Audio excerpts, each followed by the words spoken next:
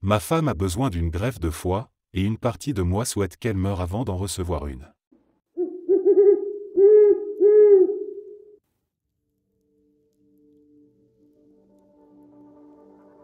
En tant qu'homme noir, si je me retrouve à marcher sur un trottoir calme la nuit et que je vois une femme blanche, je traverse immédiatement de l'autre côté de la rue pour ne pas paraître menaçant. Chaque geste a une raison. Je n'oublierai jamais comment une femme blanche m'a fait me sentir cette nuit-là. C'était en avril 2016. Il était 22 heures, et j'avais un petit creux. Je décide de sortir pour aller chercher à manger dans le magasin le plus proche. Comme c'était plus rapide à pied qu'en voiture, je quitte la maison et commence à marcher les 2 pâtés de maison qui me séparent du magasin. Les rues étaient silencieuses, désertes, à peine éclairées. Au loin, j'aperçois une femme blanche garer sa voiture et se diriger vers l'entrée de son immeuble. Elle m'aperçoit du coin de l'œil, et je devine tout de suite sa nervosité. Elle insère sa clé dans la serrure, mais ses mains tremblent tellement qu'elle la fait tomber. À ce moment-là, je suis déjà plus près, à une vingtaine de mètres. Elle se retourne, le visage déformé par la peur, et se met à crier de toutes ses forces, frappant frénétiquement à la porte pour demander de l'aide.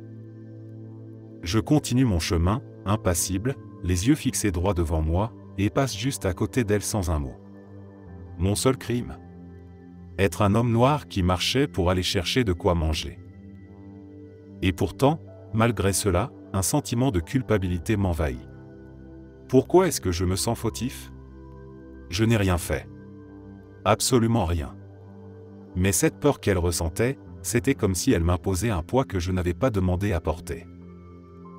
Depuis ce jour, chaque fois que je croise une femme, surtout la nuit, je traverse systématiquement de l'autre côté de la rue. Pas parce que j'ai peur, mais parce que je veux qu'elle se sente en sécurité, qu'elle ne me voie pas comme une menace.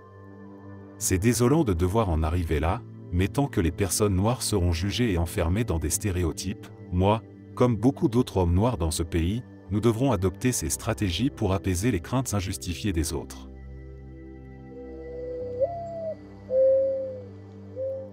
J'ai un cancer du pancréas en phase terminale et, pour être honnête, je suis déjà un homme mort qui marche. J'ai accepté mon sort. Il me reste encore un peu de temps à vivre, un temps que je peux apprécier à ma manière. Mais ce que je ne savais pas, c'est à quel point il est compliqué de mettre ses affaires en ordre avant de partir. J'ai travaillé depuis l'âge de 16 ans. J'ai économisé et encore économisé. Mon rêve était de prendre ma retraite à 50 ans, de profiter enfin de la vie. Mais voilà, je serai mort à 43 ans. J'ai passé en revue tout ce que j'ai, ma retraite, mes économies, mon assurance vie, ma maison. En tout, mon patrimoine net s'élève à environ 2,5 millions d'euros. Mais je n'ai personne à qui le laisser. Je n'ai pas d'enfant. Je ne parle plus à mes frères et sœurs depuis des années. Et pourtant, soudainement, ils veulent tous se réconcilier, être mes meilleurs amis. Curieusement, ils n'ont commencé à se manifester qu'après avoir appris que mon cancer était terminal. Cela faisait pourtant des mois que j'avais été diagnostiqué. Pas un seul d'entre eux ne m'a tendu la main, pas un seul ne m'a demandé si j'avais besoin d'un transport pour l'hôpital ou d'un peu de compagnie. Si une seule personne avait pris la peine de faire cela, je lui aurais tout laissé. J'ai 6 neveux, mais je n'en ai rencontré qu'un seul, et c'était il y a 10 ans, quand il avait 7 ans. Maintenant, il en a 17 et commence à prendre un mauvais tournant, comme ses parents. Ce serait une erreur de lui laisser de l'argent. Toute la famille lui tomberait dessus pour lui soutirer une part, et ce ne serait pas juste de mettre une telle cible sur son dos. Et lui donner un tel montant serait probablement le condamner à faire des choix stupides. Ce qui me dégoûte le plus, c'est de voir que les gens se préoccupent davantage de ce que je vais faire de mon argent et de ma maison que de savoir comment je vais. Ils ne se soucient pas de moi, seulement de ce que je pourrais leur rapporter. Je ne peux même pas leur faire confiance pour respecter mes dernières volontés, comme disperser mes cendres sur une plage. Ils les jetteraient probablement à la poubelle dès que le chèque serait encaissé. Je ne sais toujours pas ce que je vais faire. Je ne veux pas tout donner à une association ou à des étrangers, et si vous pensez à me demander de l'argent, allez vous faire voir. Alors, je pense que je vais laisser mes affaires sans résolution. Je laisserai ma famille se battre comme des charognards pour essayer d'obtenir leur part. Et honnêtement, j'espère qu'une bonne partie de cet argent finira par être englouti dans des frais d'avocat.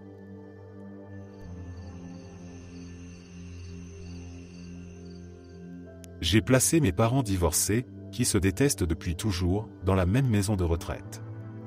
Et franchement, je n'ai aucun regret. Ah, maman et papa. Le karma, c'est une sacrée garce, pas vrai? Pendant des années, vous avez cru qu'il était normal de m'impliquer dans vos drames personnels, de me transformer en arbitre, en conseiller matrimonial, en punching ball émotionnel. Vous avez toujours trouvé ça hilarant de vous comporter comme des enfants, en me laissant endosser le rôle d'adulte dans cette famille complètement disloquée.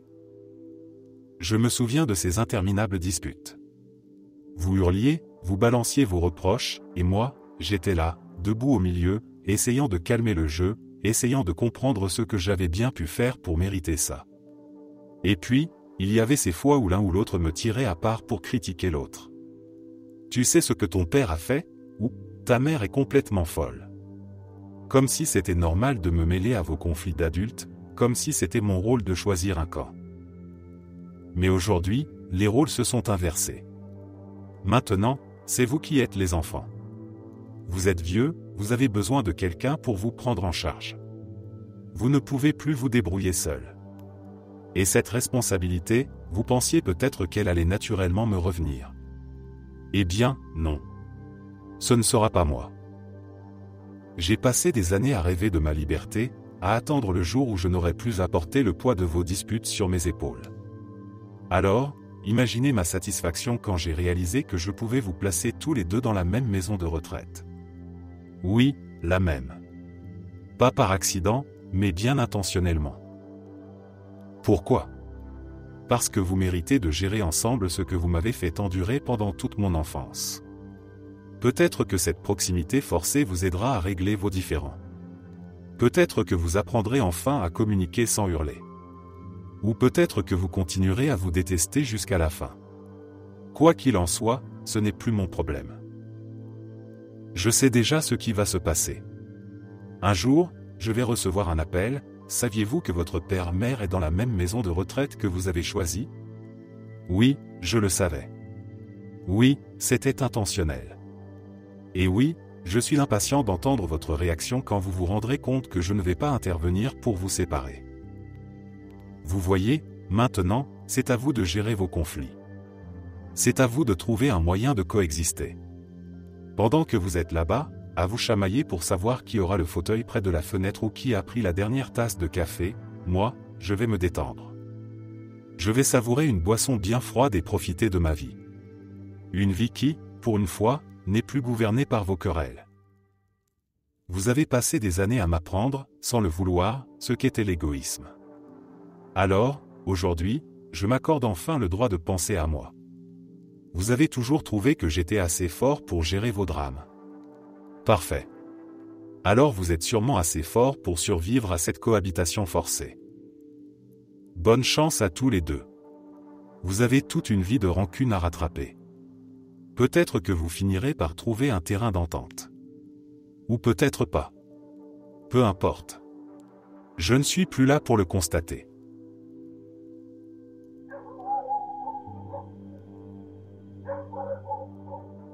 Quand nous procédons à l'euthanasie de votre animal de compagnie, si vous choisissez d'être présent, nous retenons nos larmes. Nous essayons d'être forts pour vous, et pour eux. Souvent, une fois que vous êtes partis, nous déposons doucement un dernier baiser sur leur museau et les tenons tendrement avant de les placer dans leur sac mortuaire. Mais quand vous choisissez de partir avant l'euthanasie, c'est différent. Nous pleurons parce que nous essayons de devenir amis avec une petite créature qui ne nous connaît pas, qui ne comprend pas ce qui se passe, et qui, au fond de ses yeux, ne cherche qu'une seule chose, vous. Vous, leur personne, leur famille, leur monde entier. Même alors, nous prenons votre compagnon dans nos bras, dans le calme silencieux de la salle de consultation. Nous les berçons doucement, caressant leurs petites pattes qui ont un jour couru joyeusement, sauté avec excitation, gratté pour attirer votre attention ou jouer sans fin. Nous chuchotons parfois des mots apaisants, des mots qu'ils ne comprendront jamais, mais qui, nous l'espérons, leur offrent un peu de réconfort. Je sais à quel point c'est difficile. Je sais qu'il existe une infinité de raisons pour lesquelles vous ne pouvez pas être là, ou ne voulez pas l'être. Peut-être que la douleur est trop intense, peut-être que les souvenirs sont trop lourds à porter. Ces raisons sont valides, compréhensibles, et nous ne les jugeons jamais. Mais s'il vous plaît, essayez. Essayez d'être là pour eux dans ces derniers instants. Aussi difficile que ce soit, aussi insurmontable que cela puisse paraître, soyez avec eux. Parce que, aussi fort que nous essayons de leur apporter de la douceur, de leur donner un dernier moment d'amour et de respect, nous ne sommes pas vous. Nous ne serons jamais vous.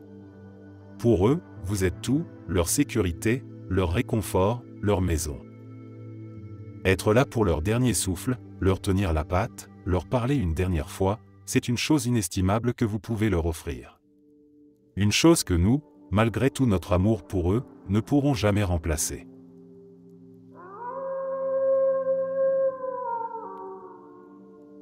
J'ai trouvé le godemichet de ma femme, et honnêtement, ça me rend vraiment très mal à l'aise. Avant tout, je tiens à préciser que je ne suis pas opposé à l'utilisation de jouets dans notre vie sexuelle. Ça ne me pose aucun problème en soi. Mais le fait est qu'elle ne m'a jamais parlé de celui-ci et qu'elle le cache séparément des autres. Si je n'avais pas cherché quelque chose de précis sous notre lit, je n'aurais probablement jamais découvert la boîte où il se trouvait ni su qu'il existait. Ce qui m'a le plus frappé, c'est l'apparence de ce jouet. C'est, sans exagérer, le pénis le plus gros, le plus large et le plus noir que j'ai jamais vu. Il est incroyablement détaillé et, à distance, on pourrait croire que c'est un vrai. Clairement, ce n'est pas un jouet bon marché. Je précise que le fait qu'il soit noir ne me dérange absolument pas, mais c'est le cliché parfait du genre babysitter qu'on voit dans certains pornos. Ce truc est énorme, et même si je suis de taille correcte, il me fait paraître minuscule en comparaison. Ce qui me dérange vraiment, ce n'est pas qu'elle le possède, mais qu'elle le garde comme un secret, dans une boîte en bois spéciale sous son côté du lit, accompagnée d'un petit flacon de lubrifiant à moitié vide. Je peux donc supposer qu'elle l'utilise parfois seule. Et il y a autre chose qui m'irrite. C'est la même femme qui m'a dit qu'elle n'était pas à l'aise avec l'idée que j'achète un masturbateur. Cela m'a vexé parce que, de son côté, nous avons plusieurs vibromasseurs que nous utilisons pendant nos rapports pour qu'elle puisse atteindre l'orgasme, puisqu'elle n'y arrive pas sans. Croyez-moi, j'ai tout essayé. Alors maintenant, tomber sur ce godemichet qu'elle cache en secret me met vraiment en colère, surtout en pensant à son refus quand j'avais envie d'explorer d'autres options pour moi. Nous allons clairement devoir en parler dès qu'elle rentrera du travail. J'étais en congé aujourd'hui. Mon plan ? Je vais simplement m'asseoir sur une chaise, avec le godemichet posé sur la table à côté de moi, et nous allons mettre tout ça sur la table, littéralement et figurativement.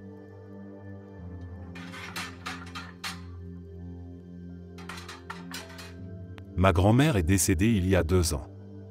Ce soir-là, c'était juste nous deux, tard dans la nuit. L'hôpital était silencieux, presque irréel. Les couloirs déserts, les lumières tamisées. J'étais assise près de son lit, à écouter le bip régulier du moniteur cardiaque et le bruit léger de sa respiration. Je savais que ses heures étaient comptées, mais j'espérais qu'elle trouverait un peu de répit, une sorte de paix avant la fin. Quand elle est partie, j'ai raconté à ma mère, à toute notre famille, qu'elle s'était doucement endormie, que le moniteur avait cessé de sonner dans un silence apaisant, presque poétique. Je leur ai dit qu'elle avait quitté ce monde comme elle avait vécu, sereine, forte, digne. Mais ce n'est pas la vérité. Ces derniers moments n'étaient pas paisibles. Elle souffrait, et dans son regard, je voyais la confusion, la peur. Elle semblait perdue, piégée quelque part entre ce monde et ce qui l'attendait. Je me souviens de ses yeux humides, remplis de désespoir, et de sa voix tremblante qui murmurait, encore et encore, le nom de sa mère. Elle voulait sa maman. C'était déchirant. Cette femme que j'avais toujours connue comme une figure de force et de sagesse était redevenue, dans ces derniers instants, une enfant vulnérable, réclamant l'amour et le réconfort maternel. Tout ce que je pouvais faire, c'était lui tenir la main. Je l'ai serrée aussi fort que je pouvais et je lui ai chuchoté que j'étais là, que je ne partirais pas. Je ne pouvais pas lui donner ce qu'elle demandait, mais je pouvais être présente, une ancre dans sa tempête. J'espère, au fond de moi, qu'elle a ressenti que je ne l'ai pas abandonnée, qu'elle n'était pas seule. Mais cette nuit m'a marqué à jamais. Parfois, quand je ferme les yeux, je revois son visage. Pas celui que tout le monde connaît, souriant, chaleureux, plein de vie. Je vois celui de cette nuit-là, marqué par la douleur et la peur. Ça me hante. Je ne peux pas partager cette vérité avec ma famille. À quoi bon leur infliger une telle souffrance? Ils n'ont pas besoin de savoir qu'elle a eu peur, qu'elle s'est sentie seule malgré ma présence. Ils méritent de garder d'elle une image de sérénité, une image de paix. Alors je porte ce fardeau seul. Mais c'est lourd. Tellement lourd. J'avais besoin d'en parler à quelqu'un. Pas à ma famille, ni à des amis. Alors me voici, à écrire ces mots, à dévoiler un morceau de cette nuit que je n'ai jamais partagé avec personne. J'espère qu'en le confiant ici, je pourrai, ne serait-ce qu'un peu, alléger cette douleur que je garde en moi depuis si longtemps. Mon petit frère est décédé il y a quelques années. Son chat le pleure encore. Dans notre foyer, nous avions 2 chats à l'époque. L'un était un peu le chat de toute la famille, mais l'autre, Édouard, avait un lien spécial avec mon frère. C'était évident, il aimait mon frère plus que quiconque. Ils passaient leur temps à se blottir l'un contre l'autre sur le canapé, et Édouard était toujours à ses côtés. Édouard m'aimait bien aussi, mais il n'y avait aucun doute, ce n'était pas le même amour. Mon frère était son humain, son tout. Quand mon frère est mort, Édouard a été bouleversé, tout comme le reste de la famille. Mais sa douleur était déchirante à voir. Il attendait patiemment, jour après jour, devant la porte de la chambre de mon frère, miaulant pour lui. La nuit, après avoir pleuré moi-même, je me réveillais souvent pour le trouver assis dans la chambre vide de mon frère, fixant le sol d'un air abattu. Ses pleurs semblaient ne jamais finir. Et pourtant, je voyais dans son comportement qu'il savait.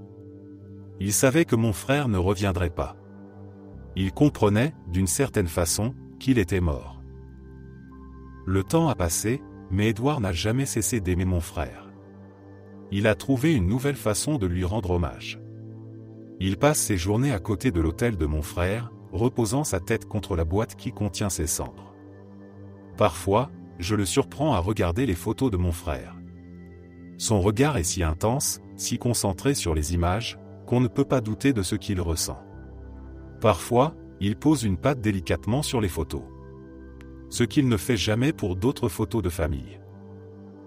Une fois, un ami est venu à la maison. Il avait une silhouette et des traits qui rappelaient un peu ceux de mon frère, grand, mince, adolescent. Édouard savait bien que ce n'était pas lui, mais c'était comme si ce type de personne lui évoquait son humain perdu. Il s'est immédiatement blotti contre mon ami, cherchant la chaleur et la proximité d'une présence qui lui rappelait mon frère. Il adore être près de jeunes hommes grands, et je pense que c'est sa manière de se reconnecter à sa mémoire. Quand je passe du temps avec Édouard, je prends toujours le temps de lui rappeler combien je l'aime. Je le tiens dans mes bras pendant des heures. Édouard est un chat simple, un peu maladroit, parfois bête. Il bave quand il ronronne trop fort, mais il est sans aucun doute l'animal le plus émotionnellement intelligent que j'ai jamais rencontré. Et je l'aime infiniment pour ça. Édouard m'a aidé à traverser ma propre douleur. Sa manière d'aimer et de pleurer mon frère est si claire, si pure. Il a fini par aller mieux. Il ne pleure plus toutes les nuits comme avant, et il profite de sa vie, tout en gardant un espace dans son cœur pour se souvenir de celui qu'il aimait le plus. Cela me pousse à avancer. Parce que si un chat peut aimer autant et traverser un deuil de manière saine, alors moi aussi, je peux y arriver.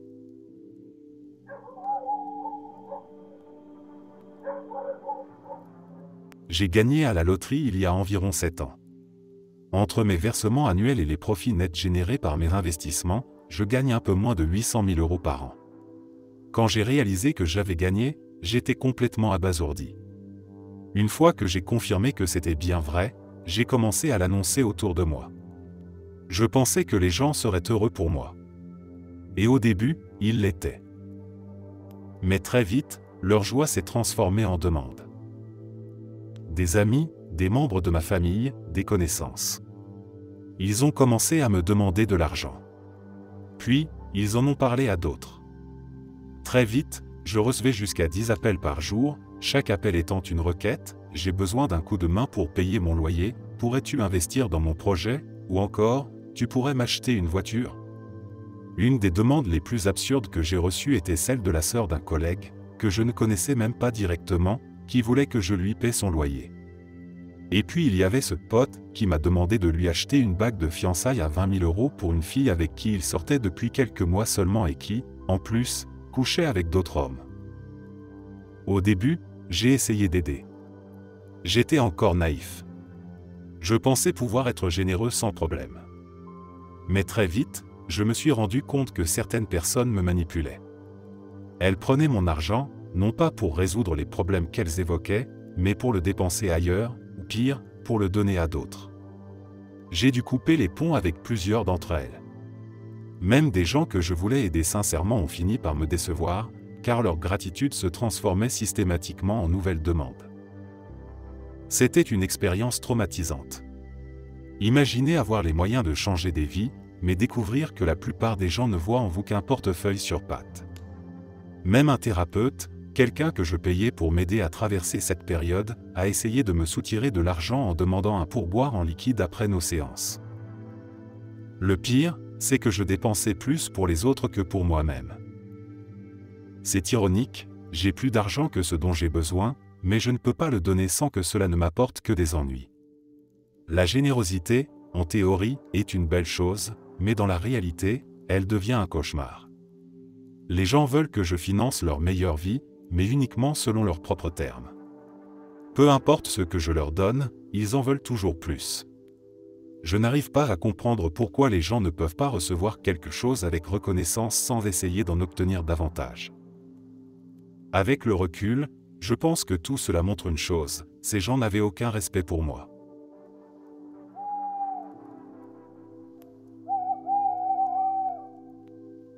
Honnêtement, cela s'est passé il y a plus de 4 ans, mais je n'en ai jamais parlé à personne jusqu'à maintenant. Il y a quelques années, j'étais fiancé à quelqu'un avec qui je pensais passer le reste de ma vie, appelons-le Marcus. Nous étions ensemble depuis plus d'1 an dans une relation très sérieuse, et tous les deux savions que nous voulions nous marier. Ce n'était donc pas une surprise lorsqu'il m'a demandé en mariage, et bien sûr, j'ai dit oui.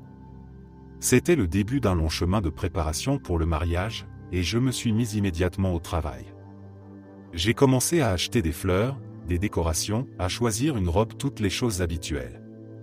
J'ai demandé à Marcus de m'aider à planifier ou au moins de donner son avis, mais il insistait sans cesse en disant « c'est le travail d'une femme de planifier un mariage ».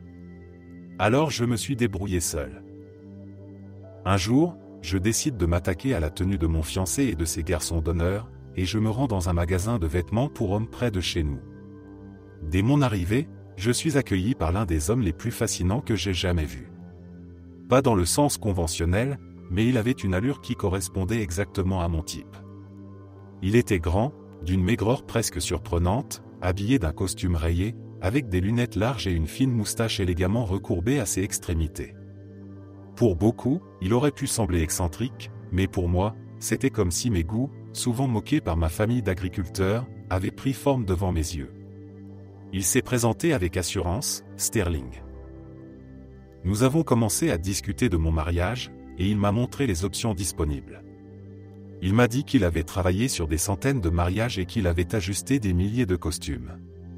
Et, fidèle à sa parole, il m'a aidé à choisir la tenue parfaite. Pendant que nous parlions des thèmes et des couleurs, nous avons découvert que nous partagions un amour commun pour le style vintage et avions beaucoup d'intérêts similaires. Je suis sorti du magasin ce jour-là avec la satisfaction d'avoir trouvé les costumes parfaits et j'ai immédiatement appelé Marcus pour lui annoncer la bonne nouvelle. Mais quelques mois plus tard, les choses ont commencé à dérailler. Marcus devenait de plus en plus étrange. Il me disputait pour tout et n'importe quoi, se vexait quand je passais du temps avec ma famille, fouillait dans mon téléphone pendant que je dormais, et un jour, il a même refusé de me rendre mes propres clés de voiture pour que je puisse rentrer chez moi. Ce comportement étrange a culminé lorsque j'ai découvert qu'il me trompait avec une de mes amies. Ils échangeaient des messages depuis des semaines et s'étaient déjà rencontrés. J'étais anéanti. J'ai eu la force de mettre un terme à notre relation, mais la trahison m'a laissé briser. Perdre Marcus faisait mal, mais perdre une amie à cause de ça, c'était comme recevoir un coup de poing dans le ventre. Les mois qui ont suivi ont été marqués par une solitude et une colère profonde. Un jour, dans un moment de désespoir et de curiosité, j'ai téléchargé Tinder. Je n'avais même pas utilisé l'application pendant 1 heure qu'un visage familier est apparu, Sterling. Son profil affichait cette phrase, Oxford Dictionary dans la rue, Urban Dictionary dans le lit. Ridicule. Oui. Mais ça m'a fait rire. Alors j'ai glissé à droite. À ma grande surprise, lui aussi. De là, nous avons échangé nos numéros et passé près de 6 heures à parler au téléphone ce soir-là. Quelques jours plus tard, nous nous sommes retrouvés en personne. Sterling a été surpris d'apprendre ce qui s'était passé avec Marcus, mais il a été incroyablement compréhensif et respectueux. Nous nous sommes immédiatement entendus, et quand j'ai été prête, nous avons commencé à sortir ensemble. Depuis, nous ne nous sommes plus quittés. Aujourd'hui, nous sommes mariés et notre petite fille de 3 mois dort paisiblement à côté de moi pendant que j'écris ceci. Je suis plus heureuse que je ne l'aurais jamais imaginé. Même si notre histoire est un peu différente, je suis convaincu d'avoir trouvé mon âme sœur.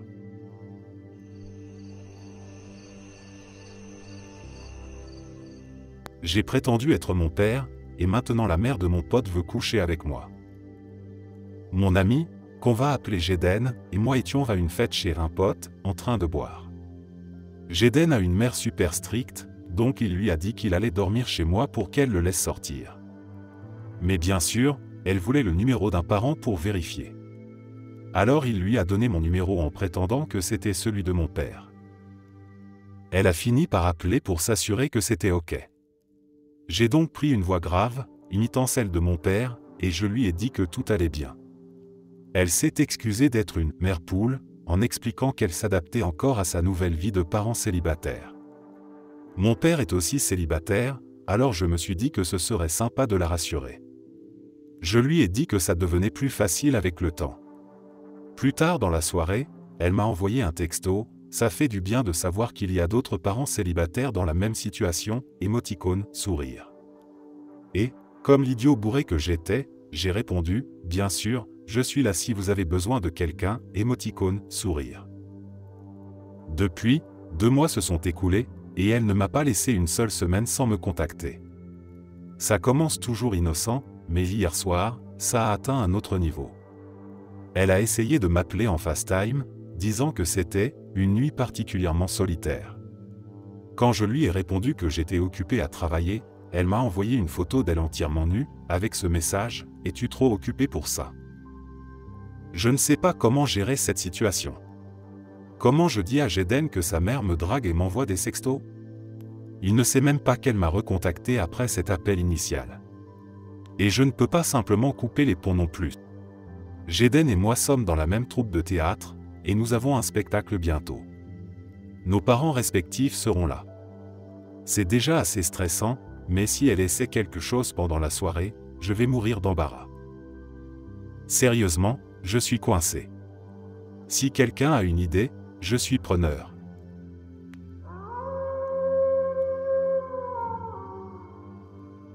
J'ai prétendu être gay pour louer un appartement, et c'était la meilleure décision de ma vie.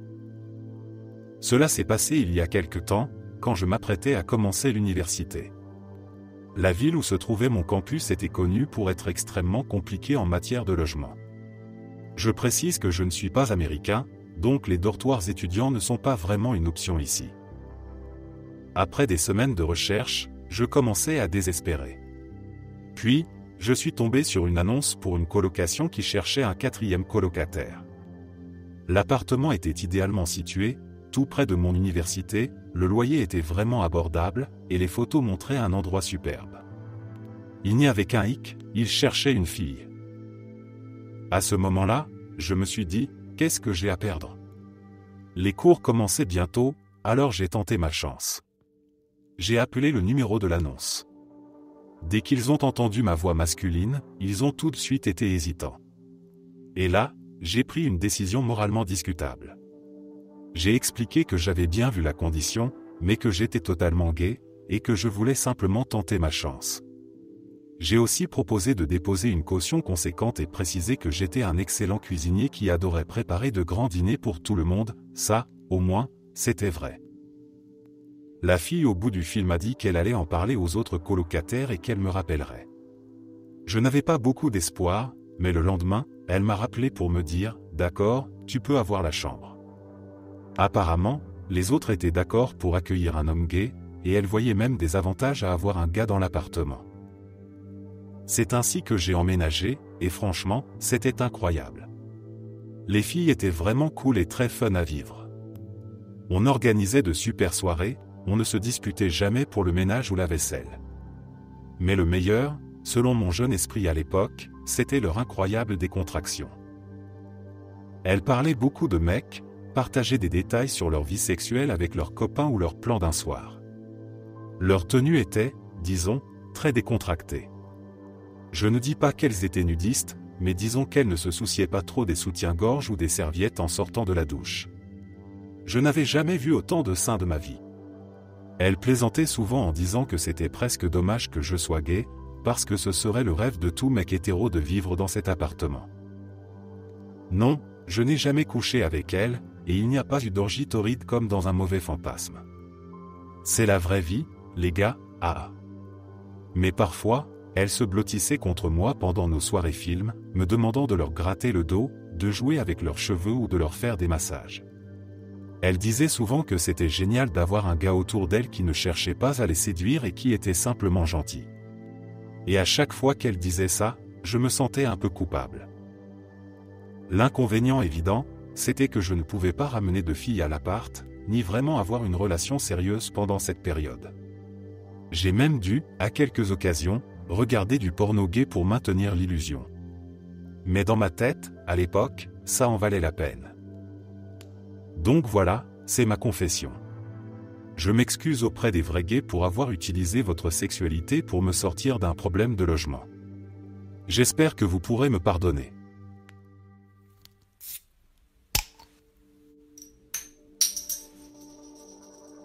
Il y a quelque temps, un salaud que je ne connaîtrai jamais a créé une série de faux nudes de moi et les a envoyés à des gens que je connais, ma famille, mes amis, et d'autres. Ça a été un véritable cauchemar. Les images avaient l'air si réelles qu'il a été difficile de prouver à tout le monde qu'elles étaient fausses. Certaines étaient faciles à démonter, parce qu'elles avaient été créées avec ces applications d'IA qui déshabillent les photos Instagram. J'ai évidemment supprimé ces photos, mais certaines étaient beaucoup plus difficiles à prouver comme fausses. C'étaient des montages, où mon visage était collé sur le corps d'une femme nue avec une silhouette qui ressemblait à la mienne. Ces images-là ont été bien plus compliquées à réfuter. Récemment, il y a eu une nouvelle vague. Cette fois, c'était pire. Je n'arrivais pas à croire à quel point elles étaient réalistes. Elles montraient des détails comme mes grains de beauté ou une cicatrice que j'ai sur l'épaule. Ces images étaient littéralement impossibles à prouver comme étant fausses. Ces nouvelles photos ont été envoyées à mes collègues d'une manière ou d'une autre. Mon patron a fini par être au courant. J'ai essayé de lui expliquer, de lui dire que tout était faux, que c'était l'œuvre de quelqu'un de malveillant, mais il ne m'a pas cru.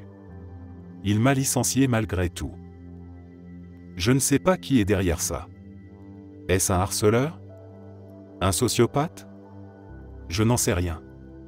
Mais je veux juste que ça s'arrête. Rien n'est plus comme avant. Mon quotidien est devenu un enfer. Ma vie était déjà assez difficile comme ça, et maintenant tout semble hors de contrôle. Ce qui me fait le plus peur, c'est que ma petite sœur puisse vivre un jour la même chose. Je ne veux pas qu'elle traverse ça, je ne veux pas qu'elle subisse cette humiliation et cette destruction.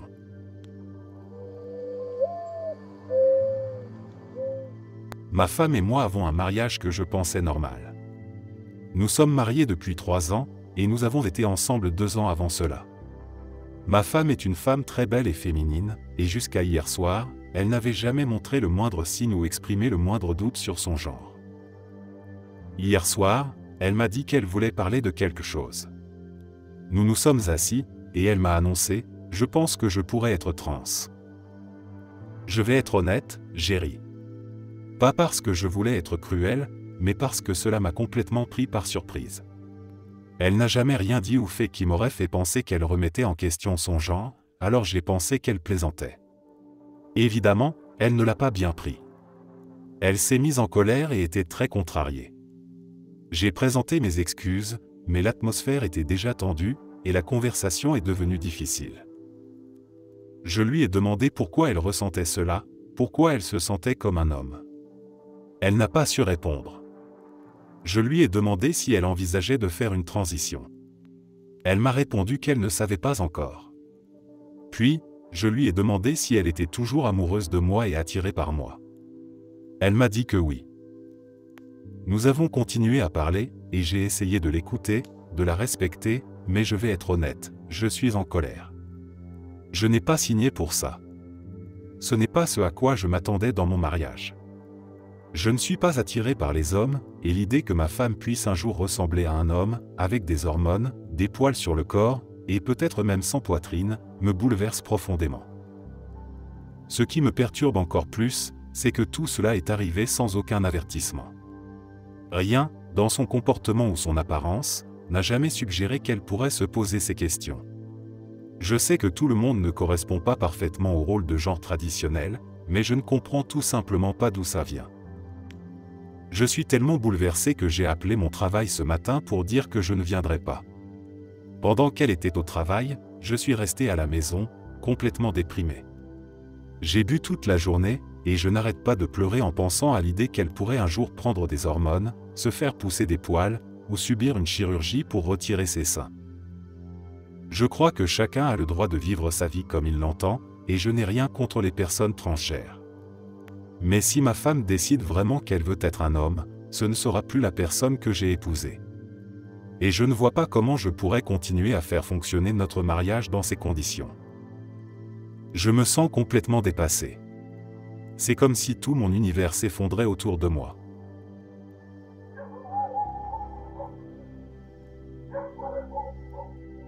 Ma copine, 20 ans, et son frère, 22 ans, entretiennent une relation, disons, très proche depuis un certain temps. Ils sont souvent pris pour un couple lorsqu'ils sortent ensemble. Ce qui me dérange le plus, c'est leur manière d'interagir, parfois presque trop intime. Par exemple, ils sont souvent à moitié nus en présence l'un de l'autre. Rien qu'aujourd'hui, j'ai reçu un Snapchat de son frère. Il était dans sa chambre, habillé en short et t-shirt, tandis qu'elle était en lingerie. Pas simplement en sous-vêtements, mais bien en lingerie. Devant le miroir où il a pris la photo, il y avait un autre soutien-gorge posé, ce qui rend la situation encore plus étrange. Je ne sais pas si c'était fait pour me provoquer, mais même si ce n'était pas intentionnel, c'est bizarre, non? Ils se câlinent souvent quand ils regardent quelque chose ensemble. Ils passent plus de temps ensemble que moi et elle. Et parfois, il fait des remarques bizarres, que ce soit sur sa poitrine ou sur notre vie sexuelle. Cela me met mal à l'aise, même si ce ne sont que des petits commentaires. J'ai l'impression de remarquer de plus en plus de choses qui ne collent pas au fil du temps. Ce qui me trouble, c'est que je ne peux même pas aborder le sujet sans risquer de passer pour un fou ou un pervers. Si j'ai tort, je risque de briser la confiance entre nous et de ruiner la relation. Mais en même temps, certaines de leurs interactions frôlent, selon moi, quelque chose de malsain, voire d'incestueux. Je comprends ce qu'est une relation entre frères et sœurs très proches. Je suis moi-même assez complice avec mes frères. Mais là, c'est différent. Leur proximité me semble étrange et dépasse ce que j'ai vu dans des relations fraternelles normales. Je ne sais pas quoi faire. Dois-je en parler à ma copine? Dois-je simplement ignorer tout cela? Tout ce que je sais, c'est que cette situation commence sérieusement à me peser.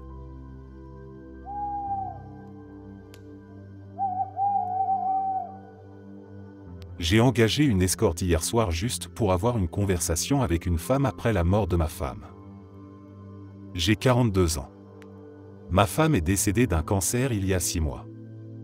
Nous avons 2 enfants qui sont encore au lycée. Depuis sa disparition, c'est incroyablement difficile de faire face. Elle était ma meilleure amie, l'amour de ma vie.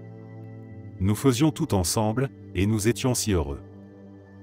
Ce qui me manque le plus, c'est notre complicité. Nos rendez-vous, où nous parlions pendant des heures, puis rentrions à la maison pour nous blottir l'un contre l'autre et dormir ensemble. Ces moments simples, mais précieux, me manquent terriblement. Sa mort est encore tellement récente que je ne peux même pas envisager de sortir avec quelqu'un d'autre. Ce serait inapproprié, et mon cœur n'est pas prêt. Mais je ressens un vide immense. J'ai besoin de parler à quelqu'un, d'avoir une conversation avec une femme, d'entendre une voix douce et de sentir cette connexion humaine que j'ai perdue. Je suis actuellement en déplacement professionnel, loin de chez moi, et j'ai décidé d'engager une escorte pour simplement partager un moment, une conversation. C'était une manière pour moi d'éviter que mes enfants ne me voient avec quelqu'un et ne se posent des questions. Elle était vraiment gentille et agréable. Nous avons dîné ensemble, parlé de tout et de rien. Elle a été très respectueuse du fait que je ne voulais rien de plus qu'une simple conversation. Ce n'était pas romantique, ni physique, juste un échange entre deux êtres humains. Pendant ce moment, c'était comme si je retrouvais un peu de ce que j'ai perdu avec ma femme. Mais ce matin, en me réveillant, la douleur est revenue encore plus fort. J'ai l'impression que cela a creusé encore davantage le vide qu'elle a laissé.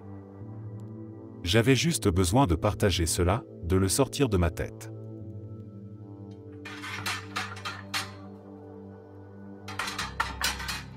Ma femme et moi nous sommes rencontrés à la fin de notre adolescence. Elle avait eu une enfance extrêmement traumatisante et souffrait de graves problèmes d'alcoolisme, avec des épisodes occasionnels de consommation de drogue. Elle buvait jusqu'à perdre connaissance et, pendant ces périodes, elle devenait violente avec moi, menaçait parfois de se suicider, ou faisait des tentatives. Lorsqu'elle était en pleine crise, elle était parfois violente avec d'autres personnes. Elle flirtait avec d'autres hommes et passait du temps avec eux en étant complètement ivre. À 3 reprises, au cours de notre relation, je l'ai vue embrasser d'autres hommes lorsqu'elle était en état d'ébriété avancée. Elle m'accusait constamment de la tromper, bien que je sois resté totalement fidèle.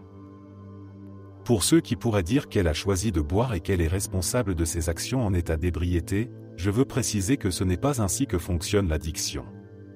Ce qu'elle n'a pas choisi, c'est de rechercher de l'aide ou de jouer un rôle actif dans son rétablissement. Donc, en fin de compte, oui, elle porte la responsabilité, mais son comportement sous l'effet de l'alcool ne me faisait pas aussi mal parce que je savais qu'il était motivé par sa maladie. Ce qui m'a blessé, c'est qu'elle refusait de s'attaquer aux causes de son comportement, de reconnaître l'impact de son passé sur sa dépendance, et l'impact de sa dépendance sur nos vies. C'était une source constante de conflits, mais j'ai choisi de l'aimer et de la soutenir du mieux que je pouvais, en espérant qu'avec le temps et la maturité, elle serait prête à faire face à son passé et à guérir. Avec le temps, la fréquence de ces épisodes a diminué, mais c'était toujours difficile. Elle avait une anxiété sociale terrible, et nous ne pouvions pas socialiser avec mon groupe d'amis sans qu'elle boive de façon excessive, créant des situations gênantes ou embarrassantes. Les menaces et tentatives de suicide sont devenues moins fréquentes, mais les soirées de beuverie et la violence occasionnelle continuaient. Je fumais beaucoup de cannabis, mais je restais fonctionnel et réussissais ma carrière. Je ne buvais pas d'alcool et n'étais pas physiquement viol. Cependant, je reconnais avoir été émotionnellement abusif. Par exemple, je criais sur elle après des épisodes où elle se mettait en danger ou mettait les autres en danger. Il est important de noter que j'ai grandi avec un père alcoolique, et plus tard un beau-père également alcoolique et viol. Mon père biologique est mort d'une overdose quand j'étais jeune adulte. Quand nous avons décidé d'avoir un enfant, elle a promis d'arrêter de boire, et elle l'a fait. Mais après la naissance, la fatigue, l'isolement, et le stress ont repris le dessus. J'étais submergé par mon travail et elle, par la maternité.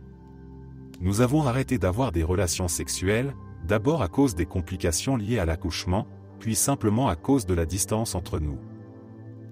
Une nuit, je l'ai trouvé ivre, effondré, avec notre bébé qui rampait sur le sol. Ce moment a été un point de rupture. Quand elle m'a pris notre enfant des bras après que je l'ai confronté, je l'ai frappé, dans un moment de colère que je n'avais jamais expérimenté auparavant. Je me suis dégoûté moi-même. Je savais que si je me retrouvais à nouveau dans cette situation, je devrais partir, non seulement de la pièce, mais de la relation. À partir de là, tout s'est désintégré. Les bains d'air sont revenus, elle est devenue de plus en plus imprévisible, et notre relation, déjà fragile, s'est effondrée. J'ai essayé de maintenir les apparences, mais mes émotions débordaient. Quand j'ai développé des sentiments pour une collègue, c'était la preuve que j'avais déjà abandonné. J'ai commencé une liaison, tout en maintenant une façade de soutien auprès de ma femme. Je la gaslightais, je mentais, et je savais que je faisais du mal. Mais je ne pouvais pas m'empêcher de penser que cette nouvelle relation était une issue pour moi, un chemin vers une vie sans douleur. Quand j'ai demandé le divorce, elle a implosé. Elle était terrifiée et brisée. Mais malgré ses supplications, je me suis tenu à ma décision, croyant que c'était la meilleure chose pour moi et notre enfant. En mai 2024, après des mois de douleur et de conflits, j'ai décidé que je devais revenir vers elle. Mais avant que je puisse agir, elle a mis fin à ses jours. Elle a laissé une lettre, écrivant que ma trahison et mes mensonges étaient la raison. Depuis ce jour, je suis un homme brisé. Je vois maintenant à quel point j'ai été horrible, non seulement dans mes actions, mais aussi dans mon incapacité à être là pour elle quand elle avait le plus besoin de moi. Je continue uniquement pour notre enfant, mais je sais que le jour viendra où il voudra connaître la vérité. Et ce jour-là, il me détestera autant que je me déteste moi-même. Je ne mérite pas de pardon. Je ne mérite pas de paix. Tout ce que je peux faire, c'est vivre avec ce poids pour que notre enfant ait une chance de grandir en paix.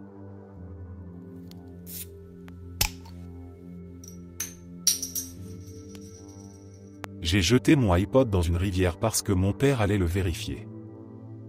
Quand j'étais plus jeune, j'avais économisé tout mon argent d'anniversaire pour acheter un iPod à 99 €. Je l'avais trouvé sur le Bon Coin, et c'était une super occasion. Mon père m'avait accompagné pour aller le chercher. Il avait discuté avec le vendeur, l'avait acheté pour moi, et me l'avait remis. J'étais tellement excité d'avoir enfin mon propre gadget. C'était un petit trésor pour moi. Toute la journée, je n'ai pas arrêté de jouer avec. J'y ajoutais de la musique, des photos, et même des petites histoires que j'écrivais. Je me sentais tellement fier de mon achat.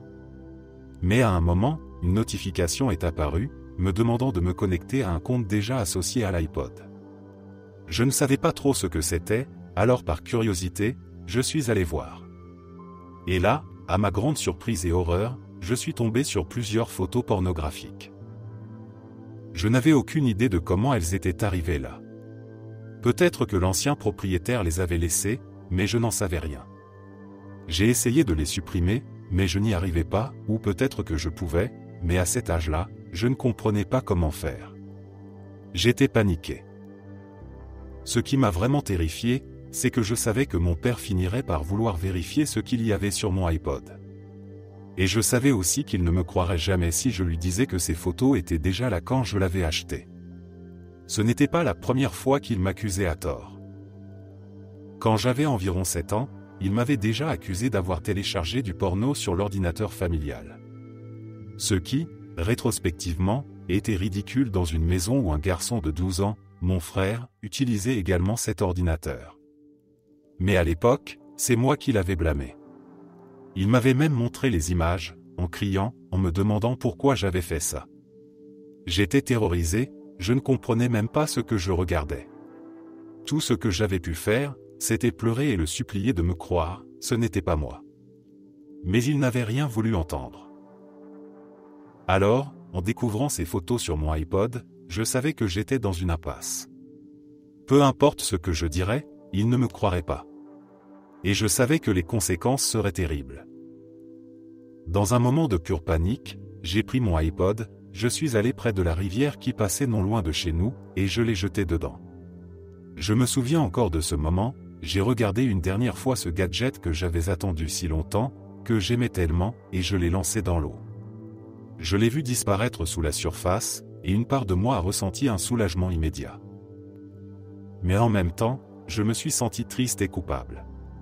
Je savais que j'avais travaillé dur pour économiser cet argent, que c'était quelque chose qui me tenait à cœur, et que j'avais menti à mes parents. Quand je suis rentré à la maison, j'ai menti. Je leur ai dit que je l'avais perdu. Ils étaient déçus, mais ils ne se doutaient pas de la vérité. Avec le recul, je me rends compte que j'étais juste un gamin, pris dans une situation bien trop compliquée pour moi. Mais à l'époque, tout ce que je pouvais faire, c'était protéger ma peau, même si cela signifiait jeter un objet que j'adorais.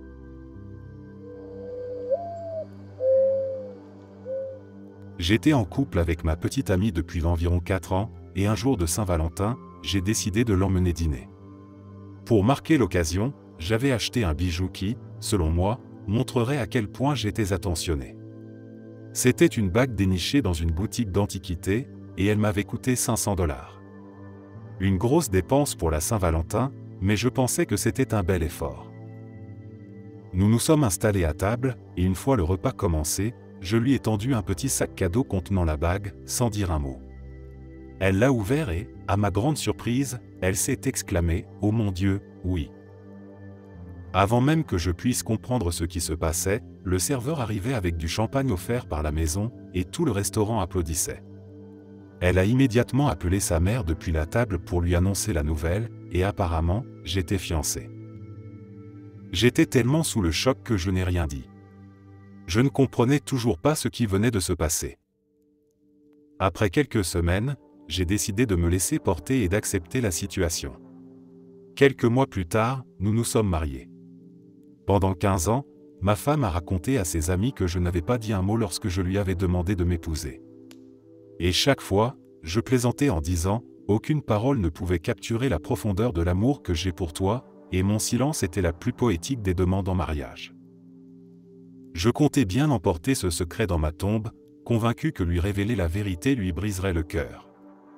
Mais il y a quelques mois, dans un moment d'honnêteté, j'ai décidé de lui raconter ce qui s'était vraiment passé.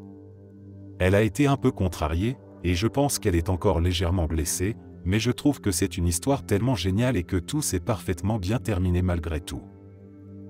Cela fait plus de 15 ans que nous sommes mariés, et c'est sans doute la meilleure erreur que j'ai jamais faite. Avec le recul, il est évident que la bague que j'avais achetée était une bague de fiançailles, même si je n'aurais jamais offert un diamant aussi petit pour une vraie demande. Heureusement, quelques mois après nos fiançailles, j'ai remplacé ce diamant par quelque chose de plus moderne et digne d'une vraie demande en mariage.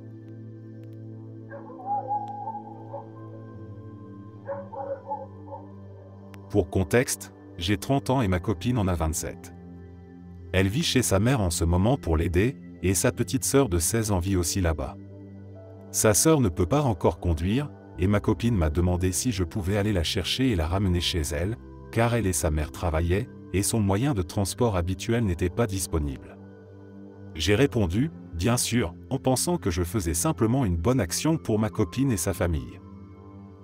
Je ne connais pas vraiment sa petite sœur, mais même si ça ne fait que quelques mois qu'on sort ensemble, j'apprécie vraiment ma copine et je tiens à sa famille, même si ce n'est pas depuis longtemps. J'ai donc pris la route pour aller chercher sa sœur. Elle est montée dans ma voiture et a commencé à discuter avec moi. Beaucoup. Puis elle a commencé à me complimenter. Ensuite, elle a posé sa main sur mon bras et a commencé à le caresser. J'ai ri nerveusement et lui ai dit d'arrêter, en expliquant que c'était une mauvaise idée pendant que je conduisais. Quand on est arrivé chez elle, j'ai dû aller à l'intérieur pour utiliser les toilettes. Une fois sortie, elle m'a demandé de rester pour regarder un film. J'ai décliné en disant que j'avais d'autres choses à faire. Et là, elle m'a carrément dit qu'elle voulait qu'on fasse d'autres choses ensemble. J'étais choqué. Je lui ai dit que ce n'était absolument pas approprié, que je sortais avec sa sœur, et qu'en plus j'étais bien trop vieux pour elle. Elle a insisté en disant qu'elle ne dirait rien si je ne disais rien non plus. À ce moment-là, j'ai simplement dit « je m'en vais ». Au revoir, et je suis parti immédiatement.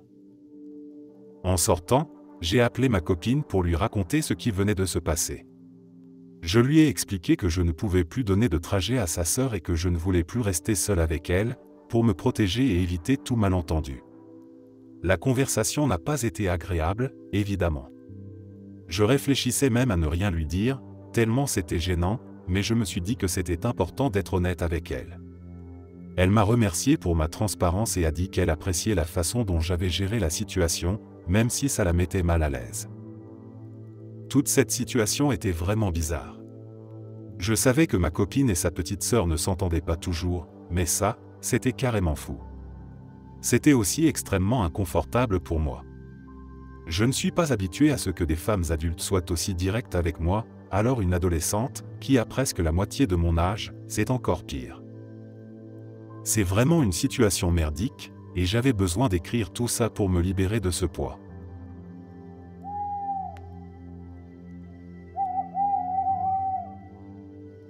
Ma mère était une mère célibataire avec 4 enfants, et je lui accorde du crédit pour ça. Je lui ai souvent laissé passer beaucoup de choses, probablement plus qu'elle ne méritait. Je suis un peu devenu l'enfant jetable, celui dont la valeur se mesurait à combien d'argent je donnais pour l'aider. J'ai toujours détesté qu'on attende ça de moi, comme si c'était normal.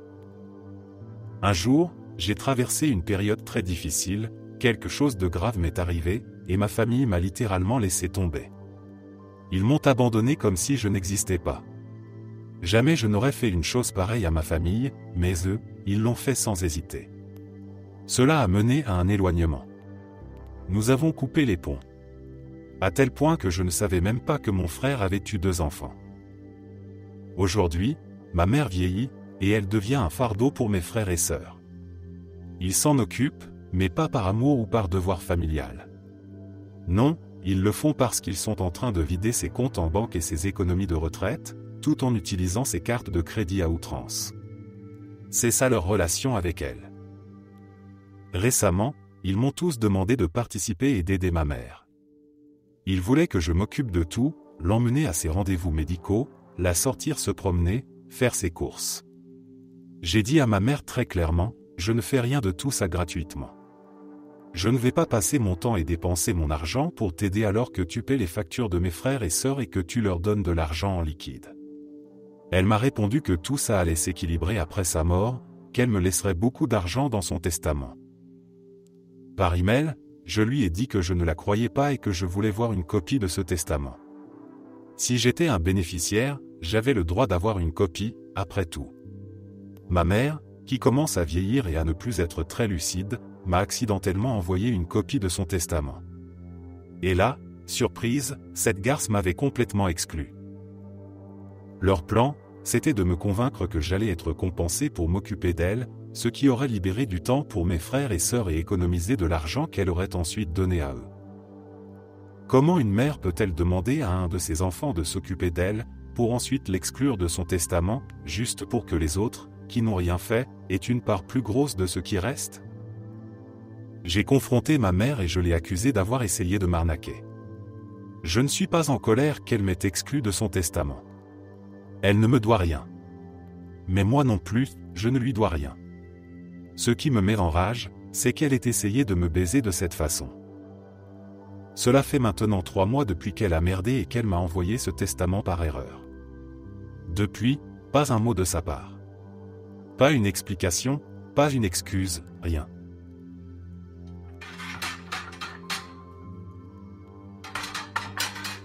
Alors que je me maquillais pour sortir ce soir, j'ai essayé de retrouver une photo précise dans un des albums de mon téléphone. Je l'ai trouvée, mais en zoomant, j'ai fait une réalisation qui m'a coupé le souffle. Je suis passé à la photo suivante, et c'était la même chose. Je ne sais pas comment je n'avais jamais remarqué avant, j'ai 27 ans maintenant, mais c'est dans toutes les photos. Absolument toutes. Si on regarde d'assez près. Photo après photo, on me voit sourire, avec ma frange mal coupée et des bleus. Dans une photo de moi avec mes cousins, prise chez ma grand-mère, je vois clairement les empreintes des doigts de ma mère sur mon bras. Et je me souviens de ce jour, je me souviens de ce bleu. Sur une autre photo, je suis debout sur le canapé. Ma lèvre inférieure est fendue et ma joue gauche est rouge sombre. J'ai les bras autour des épaules de mes parents, et tout le monde sourit à pleines dents. J'étais à peu près de cet âge-là la première fois que mon père a essayé de se glisser dans mon lit. Nous pensions tous, moi et mes parents, que nous cachions tout cela si bien. Nous étions une famille, normale, parfaitement conforme à ce que les gens s'attendaient à voir. Ils m'envoyaient à l'école avec du maquillage pour couvrir mes blessures, me briefaient sur les mensonges que je devais raconter pour expliquer mes marques, et ils étaient très clairs. Si je disais un jour la vérité à qui que ce soit, ils me tueraient. Mais bon sang, c'était là. C'était juste là, sous les yeux de tout le monde. Personne ne l'a vu, pourtant. Personne d'autre ne sait. Au mieux, mes amis les plus proches savent que ma mère m'a frappé une fois parce que j'en ai déjà ri, comme une blague. Mais il n'y a pas une seule âme qui connaisse l'étendue de ce que j'ai vécu. J'aime mes amis, mais il n'y a pas une chance que je puisse leur parler honnêtement de tout ça. J'ai essayé la thérapie plusieurs fois. J'ai dépensé beaucoup d'argent pour m'asseoir là, essayer de trouver le courage d'admettre ce que j'ai traversé, mais à chaque fois je n'y arrive pas. Je finis par mentir pendant 1 heure, puis je ne retourne jamais. Peut-être qu'un jour. Peut-être que cette confession, ici, est un premier petit pas dans la bonne direction. Pourtant, ça reste une claque. Une énorme claque. Ça fait tellement mal, et je suis choqué par la violence avec laquelle ça m'a frappé. C'était comme être percuté par un train. J'étais impatiente de sortir ce soir, mais j'ai annulé mes plans. J'espère que mes amis passent une bonne soirée sans moi. Ce soir, je vais m'autoriser à être profondément misérable. Et demain, je ferai quelque chose de sympa, quelque chose qui me fera du bien. Honnêtement, écrire tout ça m'a déjà beaucoup apaisé.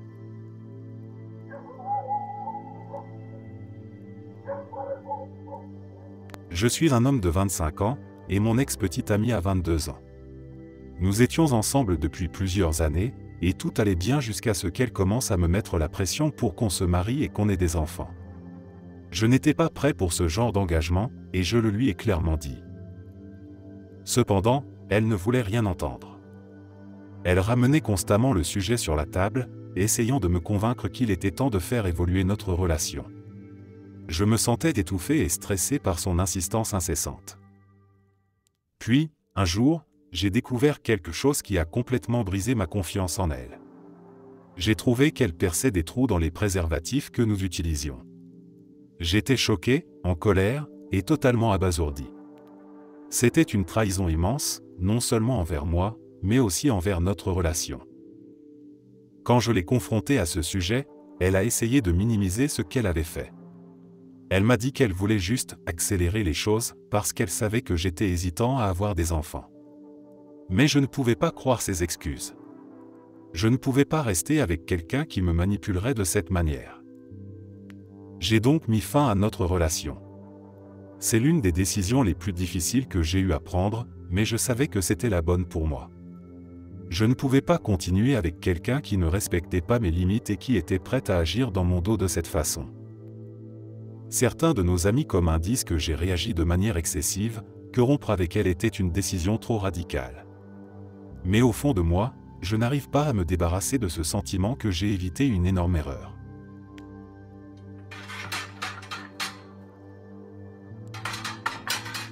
Il y a plusieurs mois, mon mari et moi n'avions pas mangé depuis 1 jour et demi. Les factures s'accumulaient, et nous étions complètement fauchés. Nous étions affamés. Je lui ai dit que j'allais à l'épicerie pour acheter de quoi tenir quelques jours, en attendant que l'un de nous soit payé. Là-bas, il y avait un buffet à emporter, où l'on payait au poids. J'ai vu ça comme une opportunité. Il y avait de quoi nourrir 2 personnes pendant plusieurs jours. J'ai rempli cette boîte au maximum, viande, poulet, bœuf, salade, légumes, fruits, pâtes, fromage, tout ce que je pouvais caser dedans. La boîte était tellement pleine qu'elle avait du mal à rester fermée. Je devais la porter à 2 mains tant elle était lourde. Je savais que je n'avais que 15 $ sur notre compte. La facture d'électricité allait être coupée le lendemain si nous ne payions pas. Mais il fallait qu'on mange. J'avais un plan en tête, même si je n'étais pas sûr qu'il fonctionnerait.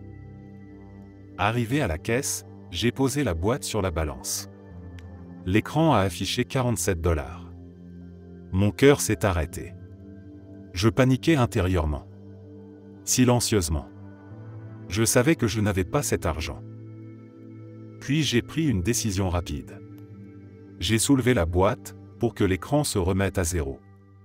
Ensuite, je l'ai reposé, mais à peine. Juste un coin touchait la balance, tandis que ma main soutenait discrètement le reste du poids. L'écran affichait 5 $ et des poussières. Mon cœur battait à tout rompre, mais je faisais tout pour rester calme. J'ai déplacé la boîte directement dans la zone d'emballage. Elle était si lourde qu'il a fallu la doubler avec 2 sacs.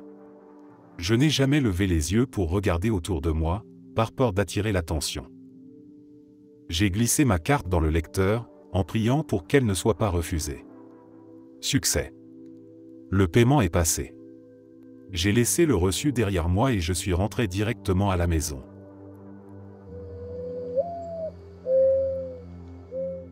Je viens d'apprendre que j'ai un QI de 80 et je suis dévasté. J'ai passé un test professionnel récemment, quelque chose que je pensais être une formalité, un simple exercice pour mieux comprendre mes forces et mes faiblesses.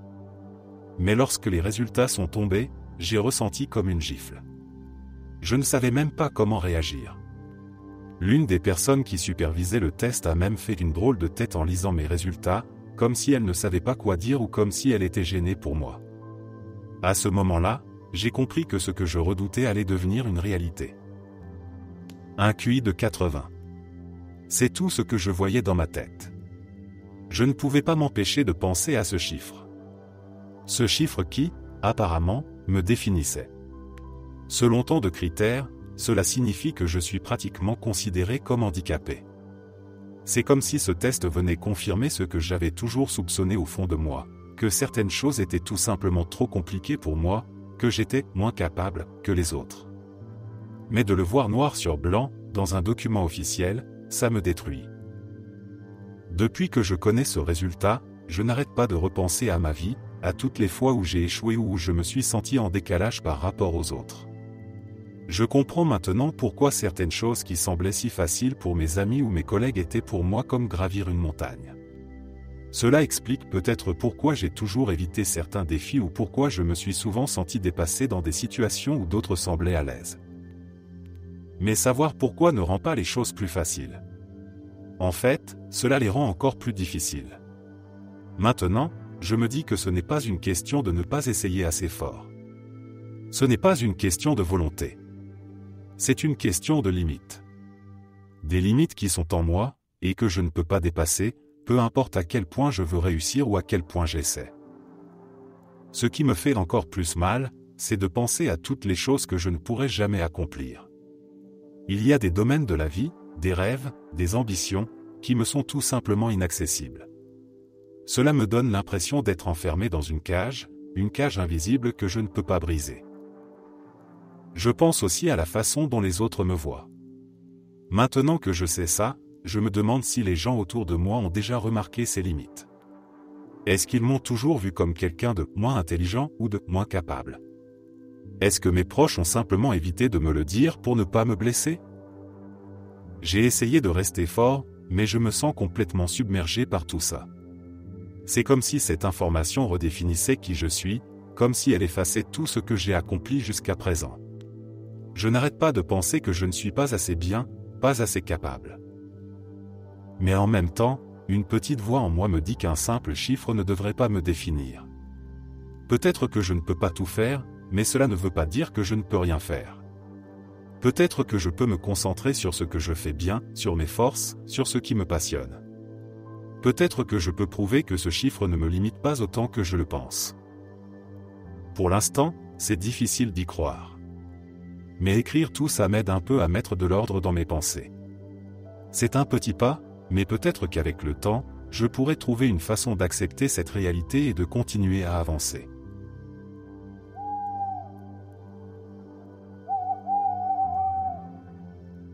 Mon aîné va avoir 18 ans dans quelques mois.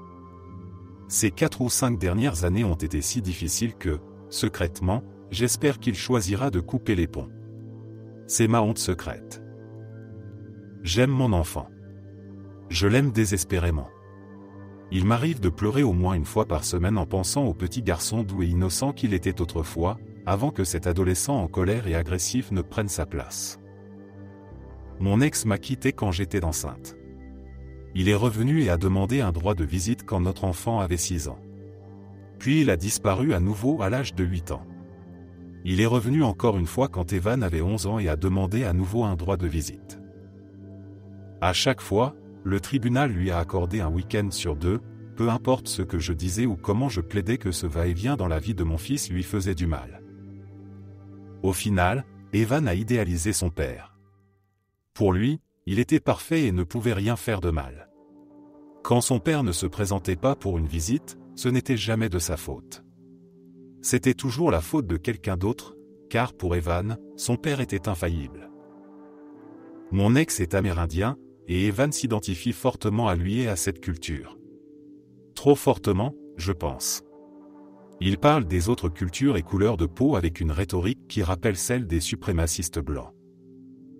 Evan a eu des problèmes à l'école pour des propos racistes et des comportements agressifs envers d'autres élèves. Nous sommes en thérapie et en counseling depuis plus de 6 ans. Il a été admis 2 fois dans des établissements spécialisés pendant son adolescence. Les professionnels disent qu'il souffre probablement d'un trouble de la personnalité lié à un traumatisme historique d'abandon. On me répète souvent que ce n'est pas la faute d'Evan s'il est comme ça. Qu'il ne choisit pas d'être comme ça. Que c'est le résultat d'un traumatisme générationnel. Que les Blancs ont fait ça à nous. Que les catholiques ont fait ça à nous. Evan et son père sont incapables ou refusent de prendre la responsabilité personnelle de leur choix. Ce soir, j'ai écouté Evan essayer de m'expliquer que la façon dont je fais mon deuil après la mort de mon père est mauvaise. Que je suis évidemment une salope sans cœur parce que je continue à aller travailler. Je ne savais pas quoi répondre. C'était comme regarder un serpent à 3 têtes. Eh bien, oui. Bien sûr que je vais encore travailler. Tu veux manger, non? Tu veux que les lumières restent allumées, n'est-ce pas? Alors, s'effondrer et ne pas aller travailler, ce n'est pas une option.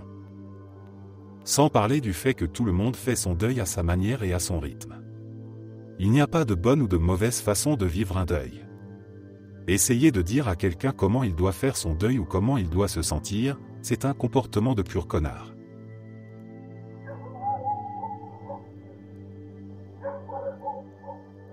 Ma femme a besoin d'une greffe de foie, et une partie de moi souhaite qu'elle meure avant d'en recevoir une, et j'ai eu du mal à utiliser le mot souhaite, mais si je dois être honnête, autant être direct. Maintenant que c'est dit, un peu de contexte. Ma femme et moi sommes mariés depuis 12 ans et avons un enfant ensemble. Nous nous sommes rencontrés en Allemagne, elle est allemande, mais nous avons déménagé aux États-Unis en 2010. Les premières années se sont bien passées. Un peu de choc culturel, quelques déceptions lorsque ces diplômes n'ont pas été reconnus ici, et beaucoup à apprendre sur la vie aux États-Unis, mais rien d'insurmontable. Puis la dépression a commencé. Ma femme est tombée dans une profonde dépression. Elle travaillait à mi-temps, tandis que je faisais des journées de 12 heures. Je partais au travail avant qu'elle ne se lève et rentrais après elle. Malgré ça, c'était moi qui devais préparer notre fils le matin et l'emmener à la garderie, et la plupart du temps, c'était encore moi qui allais le chercher. C'est là que les choses ont commencé à se dégrader à la maison. La vaisselle restait dans l'évier toute la nuit, les sols n'étaient plus balayés aussi souvent, ce genre de choses. Et je ne dis pas que c'est entièrement de sa faute, je suis un adulte et je sais laver une assiette ou manier un balai, mais parfois, après 12 heures de travail, on n'en a juste pas la force. Je mettais ça sur le compte d'avoir un jeune enfant, un chien, et 2 adultes qui travaillent. Une maison, ce n'est pas un musée, après tout. J'ai mentionné la dépression, revenons Y. Cela a commencé de façon plutôt discrète, elle rentrait d'une journée difficile, prenait un verre de vin et s'endormait sur le canapé. Pas tous les soirs, peut-être une fois par mois. Ça a duré des mois, mais avec le temps, au fil de 2 ans, c'est devenu une habitude presque quotidienne, et elle buvait de plus en plus. Avec elle sur le canapé, notre intimité a commencé à diminuer. Là encore, ça s'est fait graduellement, et je mettais ça sur le compte de notre vie de famille bien remplie. Puis sont venues les promesses non tenues. Pour être clair, il n'y avait rien de sordide dans notre dynamique, mais nous faisions parfois des marchés. Par exemple, si tu fais le dîner et la vaisselle ce soir, je te ferai une fellation.